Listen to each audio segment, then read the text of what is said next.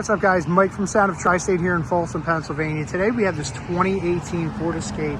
This vehicle came to us with a broken factory radio. Our client was looking to upgrade, which we were able to help her with majorly. So what's really awesome about this radio, it actually goes where the factory screen was located.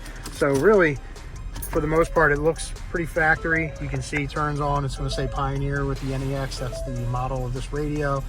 So the beauty of this unit, the radio controls on certain vehicles will not work after you change the radio itself. And a lot of times the dash kit removes these. Now in this case, these buttons stay, and the really cool thing with this is when you use the factory controls, it actually controls the Pioneer radio. So you can see if I hit the tune, it'll change the preset. If I hit the arrow up and down, it'll change preset. I could change the source button, all from the factory controls.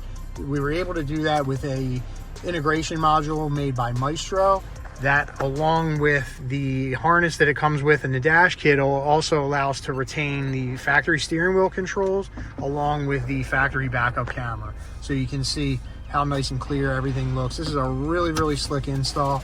The other cool thing is with the heat, if you press any of the heat controls on the factory heater control, it'll actually show up right on the screen.